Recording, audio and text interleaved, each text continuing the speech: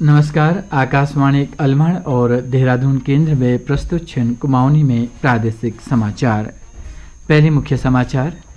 आज विश्व जल दिवस छ। प्रधानमंत्री नरेंद्र मोदी को जल सभ्यताओं जीवन रेखा रही छ और भविष्य पीढ़ियों के लिए इसे संरक्षित करने की आवश्यकता छ। मुख्यमंत्री पुष्कर सिंह धामील को राज्य सरकार प्रधानमंत्री विकसित भारत संकल्प के ध्यान में रखते हुए सेवा भावक दगड़ कार्य करने लग रही।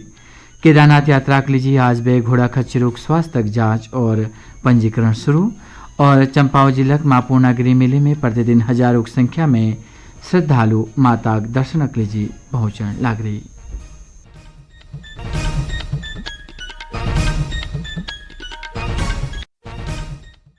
प्रादेशिक समाचारों में कृष्ण सिंह लटवाल। और अब समाचार विस्तार। आज विश्व जल दिवस छ। यह एक उद्देश्य वर्ष 2030 तक सबक लीजिए पानी और स्वच्छता सुनिश्चित करण छ। यह वर्षक विषय छ ग्लेशियर संरक्षण। प्रधानमंत्री नरेंद्र मोदी इस अवसर पर जल संरक्षण और सतत विकास के बढ़ावा देने के लिए देशक प्रतिबद्धता दोहरे। सोशल मीडिया पोस्ट में उन्होंने जल संरक्षण के महत्व पर प्रकाश डालते हुए एक वीडियो साझा करो। उन्होंने बात पर जोर दे कि जल सभ्यताओं की जीवन रेखा रही है और भविष्य पीढ़ियों के लिए इसे संरक्षित करने की आवश्यकता है।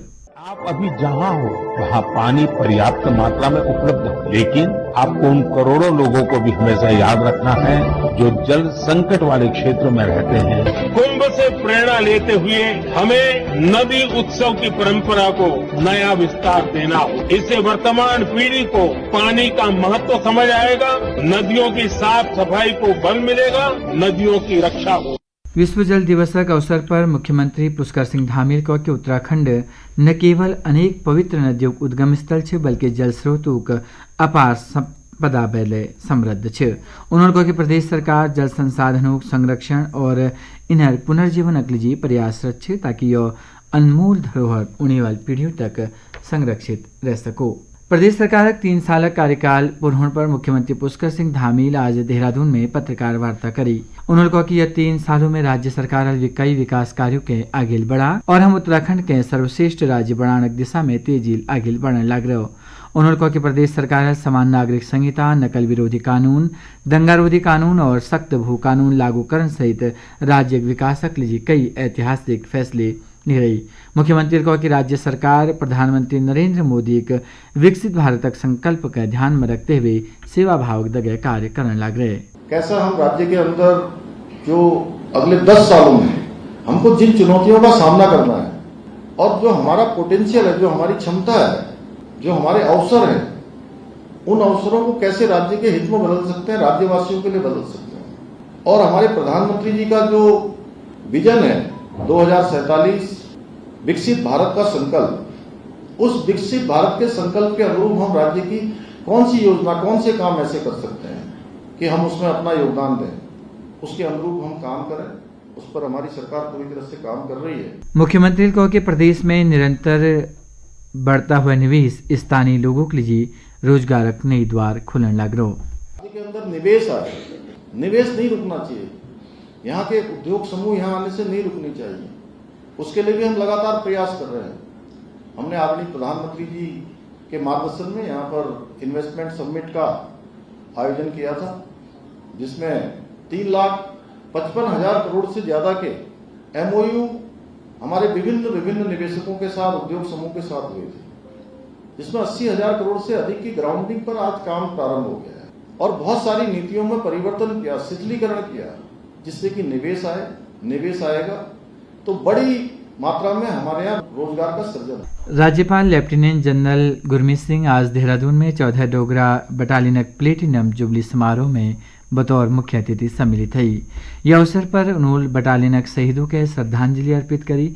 राज्यपाल ने उपस्थित जवानों के संबोधित करते हुए सेवारत सैनिकों की प्रतिबद्धता, निस्वार्थ समर्पण और सेवा की सराहना करी और पूर्व सैनिकों के योगदान के लिए प्रशंसा करी। उन्होंने कहा कि 14 डोगरा बटालियन भारतीय सेना को महान परंपरा का प्रतीक है, जो राष्ट्र सेवा और मातृभूमि की रक्षा के प्रति समर्पण भाव दर्शी। यह बटालियन न केवल सीमाओं की सुरक्षा में तत्पर है बल्कि आतंकवाद विरोधी अभियानों और राष्ट्रीय आपदाओं में अपन महत्वपूर्ण भूमिका निभाते हुए रहे। यह अवसर पर राज्यपाल सेना डाक सेवा कोर द्वारा 14 डोगरा बटालियन स्पेशल डे कवरक विमोचन करो और बटालियन के स्मृति चिन्ह भेंट करो। केदारनाथ यात्रा के लिए आज बे घोड़ा खच्चर स्वास्थ्य जांच और पंजीकरण शुरू हो गई। आगामी 10 अप्रैल तक रुद्रप्रयाग जिले में विभिन्न स्थानों पर शिविर आयोजित कर पशुपालन विभाग एक कंपनी की मदद में घोड़ा खच्चर रोग पंजीकरण करल। पहले चरण में यात्रा के लिए 5000 घोड़ा खच्चर रोग पंजीकरण करी जाल। युवा घोड़ा खच्चरों पर इंटरनल टैग लगाए जाने लग रहा जेल जकें स्कैन करण पर पशुओं के स्वास्थ्य, पशु संचालक और पशु स्वामी के बारे में जानकारी मिलेगी।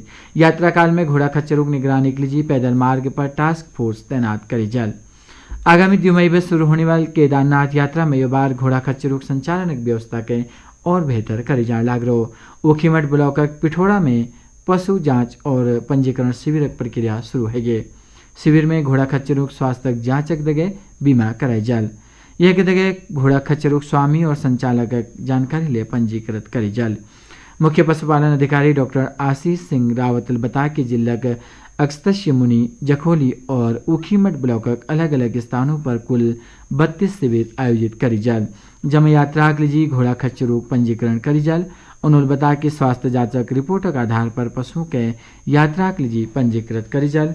साथ ही घोड़ा खच्चर रोग गले त्वचा के इंजेक्शन और इंटरनल टैग स्थापित करी जाल।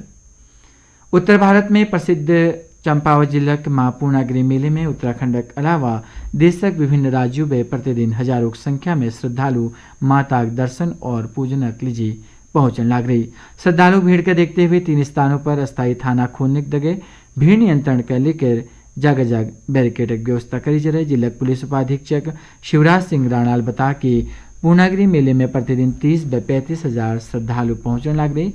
जैक लिए पुलिस प्रशासन द्वारा व्यापक बंदोबस्त करी जा रही। 3 अस्थायी थाने खोले गए हैं। इसमें सबसे मुख्य काली मंदिर है जो मुख्य मंदिर के भीड़ को नियंत्रण करना है। वहाँ हमारी ITRF की टीम है और फायर की भी टीम रहती है। उसके टुन्यास में जो 3 किलोमीटर का पैदल है उसके बीच वाला वहाँ पे हमारी फायर की सर्विस तथा पुलिस बल रहता है कि लोगों को जो है, क्योंकि वह सकरा रास्ता है, कि उनको रोक के भेजते हैं जैसे सफोकेशन वगैरह न हो। इसके अलावा हमारे 4 फायर टेंडर लगे हुए हैं जो अग्निशमन का कार्य करते हैं, जिसमें भैरव मंदिर में है, फिलीगाड़ में है, बूम में है और बनबसा में है। तो यात्रियों की सुरक्षा हेतु बीच में गश्त करते हैं।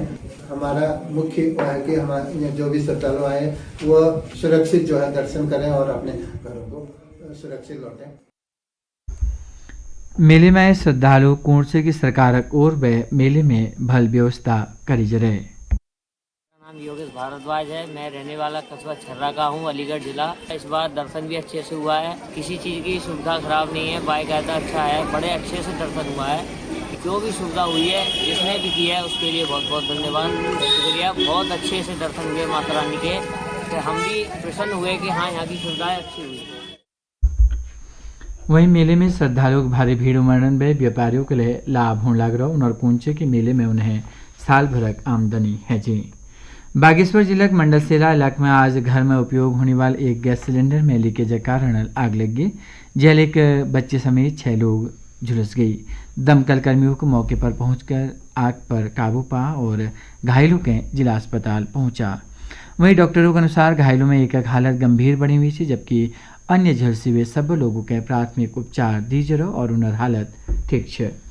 और आखिर में मुख्य समाचार एक बार फिर।